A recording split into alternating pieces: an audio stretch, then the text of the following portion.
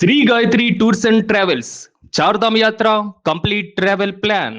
Star హీరోల మీద అభిమానులకు బోలెడు ఆశలు ఉంటాయి. ఎంత వయసు వచ్చినా తమ ఆరాధ్య నటులను తెర మీద చూడాలని తహతహలాడుతూ ఉంటారు. అందుకే చిరంజీవి, రజనీకాంత్, కమల్ హాసన్ లాంటి లెజెండరీ స్టార్స్ 70 దాటినా కూడా ఇంకా నటన కోసం తపిస్తారు. నిన్న సాయంత్రం Pawan Kalyan creative works handle నుంచి వచ్చిన ట్వీట్ అభిమానుల్లో హాట్ టాపిక్గా మారింది. ప్రస్తుతం పవన్ కొత్త కమిట్మెంట్స్ ఇవ్వలేదని, ఓజీ 2 గురించి సమయం వచ్చినప్పుడు ఆయననే చెప్తారని అందులో పేర్కొన్నారు. ఓజీ దర్శకుడు సుజిత్ నాని బ్లడీ రోమియోతో బిజీ కాబోతున్నాడు. 2026 దానికే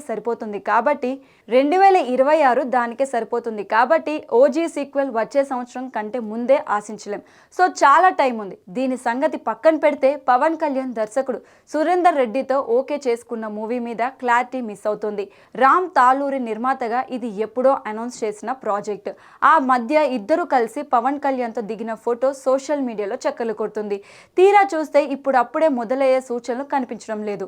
గత కొన్ని నెలలుగా పవన్ మెయింటైన్ చేస్తున్న గెడ్డం, హెయిర్ స్టైల్ సూరి మూవీ కోసమే అనేది ఓపెన్ ఫ్యాక్ట్. మరి ఎప్పుడు స్టార్ట్ అనేది అసలు ప్రశ్న. ఉస్తాద్ భగత్ సింగ్ ఫలితం పవన్ మీద ప్రభావం చూపిస్తుందని అనుకోలేం. ఎందుకంటే హీరోగా కెరీర్ పీక్స్లో ఉన్నప్పుడే హిట్లు, ఫ్లాప్ల గురించి పెద్దగా ఆలోచించలేదు. అలాంటిది ఏపీ డిప్యూటీ సీఎం ప్రజాపాలనలో బిజీగా ఉన్న టైంలో పలానా సినిమా పోయిందంటే దాని గురించి అనలైజ్ చేసే తీరిక ఉండదు. సో మూవీ రిజల్ట్ ఇక్కడ మ్యాటర్ కాదు.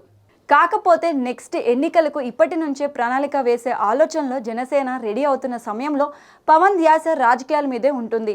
ట్వీట్ సంగతి ఎలా ఉన్నా సురేందర్ రెడ్డి సినిమా దాదాపు ఫిక్స్ అయినట్టే. ఫైనల్ నెరేషన్ కనుక సంతృప్తిగా అనిపిస్తే సెట్స్ పైకి ఎప్పుడు వెళ్తుందనేది నిర్ణయిస్తారు.